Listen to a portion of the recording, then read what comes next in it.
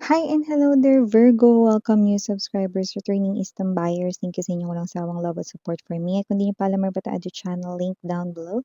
Sa ating description box, if interested, just click that link para mapunta kayo doon at araw-araw ay nag-upload tayo ng collective readings for all signs there. At yung nga tayong gender dito, ba, lalaki, LGBT, lahat ay welcome.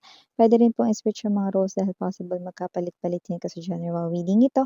And at the end of the day, lahat ay may free will na free mong gamitin anytime, where? So, cross-matchers ni Virgo, welcome ka rin. May Virgo placements sa natal/birth chart, welcome din kayo. Just take only what resonates, guys. So, let's see your messages, Virgo. Archangel Michael, maraming salamat, Angel guys, for being always present sa reading ni Virgo. Can we get messages for them, please? What does Virgo needs to know? Can you please show me? Just take only what resonates, guys. You have your free will, okay? It's up to you if you want to claim the messages or not, okay?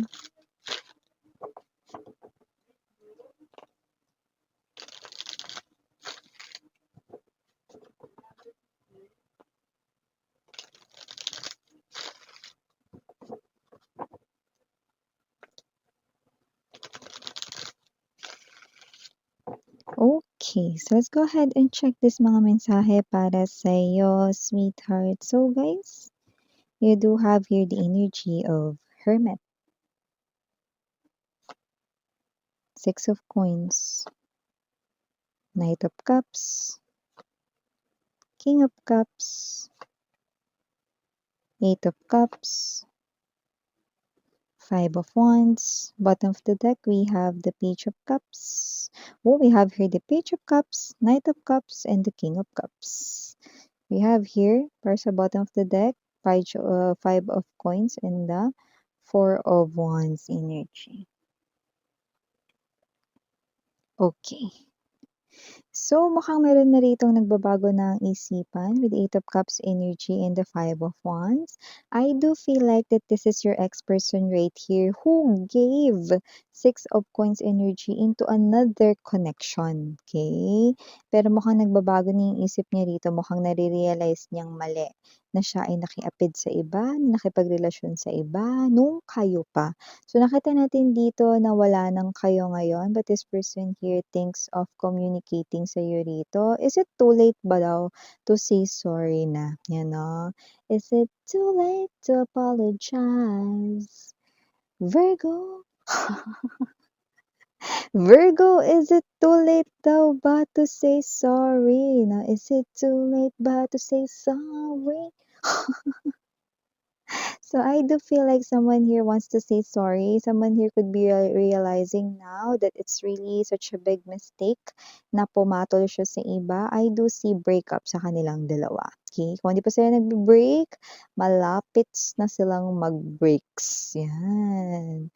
So maliban dyan, may energy rin dito, no, na posibleng meron dito ang mas nai-in-love sa'yo araw-araw. Take note, hindi pa kayo at wala pa rin ditong confession inaamin or sinasabi pero nai-in-love na siya sa'yo with the presence of Page of Cups, Knight of Cups, and the King of Cups. And this person here is someone, no, na pwedeng ito yung first time na na-feel niya yung ganitong klase ng energy or if not first time, natatakot siya rito dahil na-feel na naman niya yung ganitong klase ng intense love. Takot itong masaktan. Five of Coins energy. Yeah.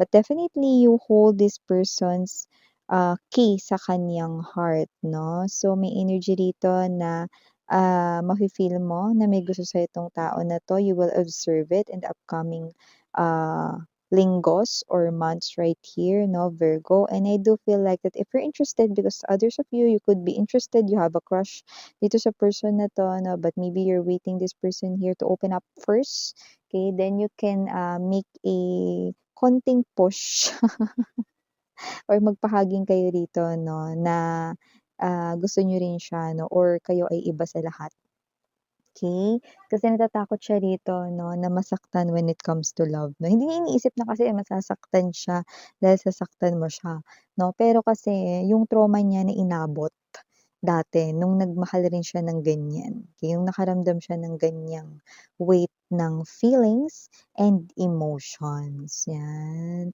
So, kung kayo naman ay may ka-in relationship, 4 of Wands energy, parang meron akong nakikita ditong gala sa inyong dalawa. Puwedeng date yan sa puwedeng isang klase ng place na malayo sa siyudad.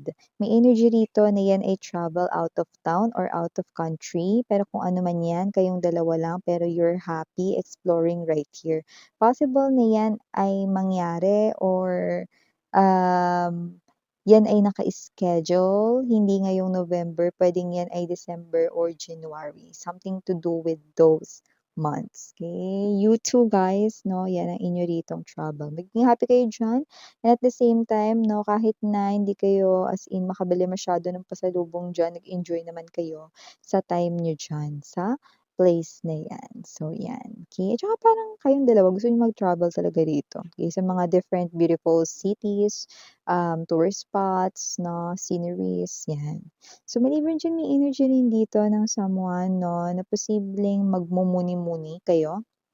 Nakikita ko kayo dito magmumuni-muni, pero hindi dahil namomroblema kayo. Parang gusto niyo lang na may maiba ngayon na gawin ngayong holiday season. Parang may gusto kayong maiba. Kunwari ganito, kada taon binibigyan mo ng regalo yung mga pamangkin mo. So ngayon parang ayaw mo naman sila bigyan ng regalo na binabalot. Parang ano kaya ipasyal ko na lang sila.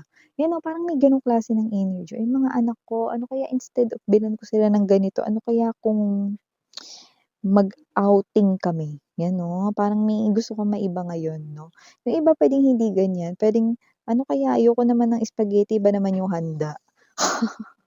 Parang basta something to do with this coming holiday season 'no, puwedeng meron kayong gustong baguhin kasi parang lagi na lang taon-taon ganyan na lang 'no, or kung hindi diyaan puwedeng doon naman sa inyo rito na wish list or bucket list, maaaring meron kayo ritong iibahin or New Year's resolutions list, 'di ba? So meron kayong iibahin diyan or gusto niyo may pagbabago naman. Yung iba puwedeng hindi konektado talaga mismo diyan sa holiday season, pero parang meron kayong gustong baguhin agad-agad 'no, dito 'no, na yun na lang yung parang nakasanayan ninyo kada taon, 'yan 'no. Eh, why not 'di ba? 'Pag paulit-ulit 'di ba nakakaumay. 'Di ba, examples 'yun mga babes. So maliban diyan may energy rin dito 'no, na posibleng kayo ay magbigay rito 'no, ng mga gifts or ginagawa niyo na rin talaga ito. Pero meron ditong nakikita tayong may magbibigay sa inyo ng gift na hindi kayo binibigyan dati, 'yan 'no. So puwedeng may nangyaring maganda sa kanyang kaperahan kaya meron siya ritong pa-hubs hindi lang sa'yo, kundi sa iba niyo pa ritong kakilala aside from you or friend, 'yan lumalabas itong friend ninyo. At kung sino man 'tong energy na 'to 'no, yes 'no, nakikita ko rito ng kanyang regalo ay hindi tinipid, pero hindi naman din mamahalin. Pero nagulat ka kasi nagbigay siya. Ha? Hindi naman nagbibigay ito ng regalo miss yan. Oo nga, kaya nga magugulat ka, eh. Kasi meron siya ngayong pa-hubs hindi lang sa'yo. Kung katrabaho mo 'to, kunyari lahat kayo diyan sa table meron, mga kapitbahay niya, kalapit table niya, 'di ba? So, may gano'ng klase ng energy or puwede naman kung hindi mo 'to katrabaho, friend mo, magugulat ka kasi parang wala naman siyang pa-ganito kada year, pero ngayon parang mukhang nakaka-LL sa life, ayan, So, may gano'ng klase ng energy. So, maliban diyan may energy rin dito na mukhang mamomroblema ka kasi ano ba naman 'yan, parang iniisip mo na agad masho-short yung pera mo rito or lack of finances ka rito, pero hindi, 'yan 'no. Actually, nakikita ko pa nga dito na makakatipid ka, makaka-save ka pa nga dito dahil meron ditong nakikita akong opportunities 'no, regarding money, regarding gastos 'no, kung saan makakatipid ka. Kunwari, ikaw ito na may in-expect kang money pero hindi siya darating dun sa in-expect mong schedule. Possible na iniisip mo, "Ano ba 'yan baka maapektuhan dito yung savings ko or yung kita ko or whatsoever," pero hindi. Nakikita ko ritong magdadagsaan example yung discounts kung may bibilhin ka man, okey, or meron ritong parang, mapapamura ka rito sa iyo ritong bibilhin 'no, so mga gano'ng klase ng energy. So nakikita ko rito mga babes na kung sino man yung mga namomroblema na agad dito kasi may in-expect silang pera pero hindi yun yung tamang schedule ng pagdating 'no, okey lang yan pero hindi kayo rito masho-short. Okey, okey nakikita ko rito bago pa kayo rito ma-short 'no, kagaya ng iniisip ninyo, may perang papasok na, na darating. So, wag niyong isipin yun, Virgo. Okay. So, maliban diyan, Virgo, so nakikita natin dito mga babes 'no, may energy rin dito 'no, na posibleng kayo ito na, something to do with house, puwedeng may babaguhin sa house, may aayusin sa house, or basta something to do with repair, fixing the house or papataasan yung bahay, okey, or bumibili ng bahay, mga gano'ng klase ng energy. Nakita tayo dito ng energy na magagawa mo 'yan bago mag-2026, mapapaayos mo yung house ninyo, kung ano man yung sira diyan. It doesn't have to be na 'yan ay malaking sira or whatsoever, okey?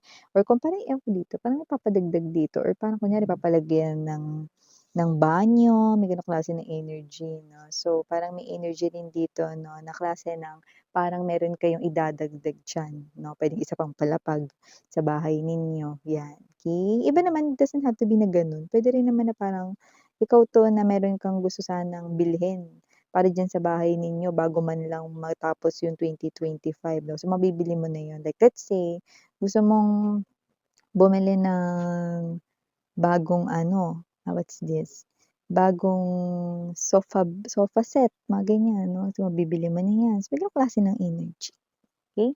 So, just take only what resonates, Virgo. And also, last but not the least message, mukhang meron ka ditong kakaharapin 'no, na puwedeng mga taong masakit sa veins. Kasi ito yung mga taong mahirap pakiusapan or sila yung energy na kahit dumaldal ka 'no, sila yung energy na hindi ka nila rito pakikinggan. Kasi may sarili sila ritong paniniwala 'no, sarili nilang opinyon na pinaniniwalaan nila. Kaya kung sino man 'tong mga energies na ito, nakikita natin dito 'no, na sila ay may encounter mo, especially when it comes to your work or kung may business ka or may negosyo ka. Sila yung klase ng mga difficult people or difficult energies 'no, pero lumalabas dito that you can handle them really well. Basta 'wag mo lang hayaan that with the Hermit and the King of Cups energy 'no, pangunahan ka ng emosyon, okey? So, 'wag mo yang hayaan kahit na nakaka-trigger pa na parang nakakagalit silang kausap. Okay, so yeah, Virgo, ito yung mga mensahe para sa'yo, guys. Maraming salamat sa oras mo. Again, I'm Yuriana Oni. By the way, if ever man na maaaring ang kadil ng iba sa inyo ay Leo, or kung hindi niyo alam baka siya ay may Leo sa kanyang natal/birth chart, pero you could be dealing with any other zodiac sign. Okay? So yeah, ito yung mga messages right here para sa'yo, Virgo. Maraming salamat sa oras mo. Again, I'm Yuriana Oni. Sana ngayong love and light. Annyeong.